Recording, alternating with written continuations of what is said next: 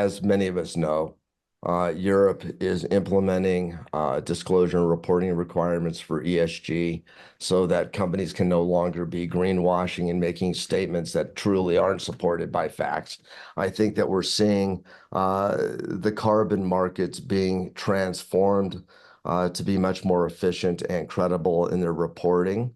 Although I really believe that humans do cause change to our climate, but I also feel like it's a red herring. And if we really moved away from this idea of climate change, does it exist? Does it not exist? Do humans cause it? And really focus on a core question. Is the contamination of our air, water, soil, and food good for people and planet? No. Let's take care of that. And quite frankly, if we take care of that, I believe we'll also take care of many of the climate change issues. So I would like to, and within the regenerative framework, those are some of the core areas. It's the clean and renewable energy, materials, chemicals. It's transforming our supply chains, especially our agriculture and food supply chain, which contributes so much to environmental degradation.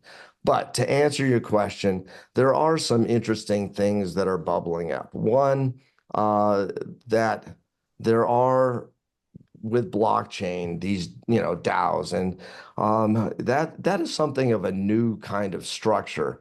And when new structures appear, the regulatory environment often is lagging behind innovation. And we're seeing that these are somewhat new structures. And unfortunately, there are very few actual pure DAOs, maybe Bitcoin being the only one, because many of them are actually controlled by proof of stake or proof of work, and who has the most money usually controls proof of stake and proof of work.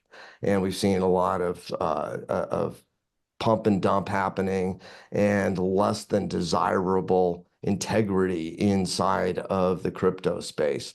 But I believe that the regulatory environment and some hybrid between centralization, ethics, and integrity will actually allow blockchain and blockchain ledger to actually reduce much of the corruption and lack of transparency that we currently have.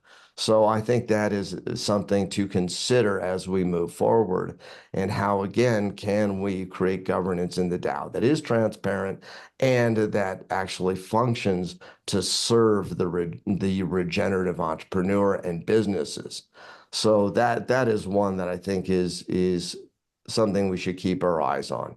I would say that also we're finding that there's these perpetual purpose trusts where you can create a trust and you can have, say, a for-profit company, but you have what's known as a golden share, or many of us are familiar with supermajority voting stock that can be voted to ensure that in perpetuity that purpose and mission is adhered to.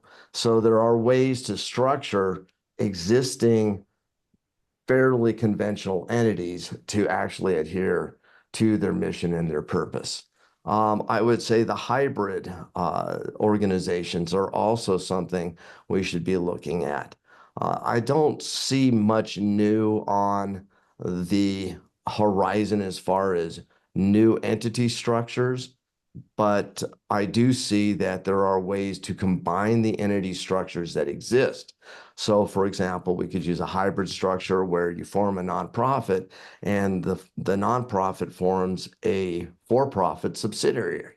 There's also ways that we could do a Newman's Own type of model where the for-profit company agrees to give all its profits to a nonprofit. There's ways that we can also set up a combination of cooperatives, trusts, and for-profit companies, nonprofit companies, so that each entity within the ecosystem is best served by the entity that it does incorporate for its purpose and its mission.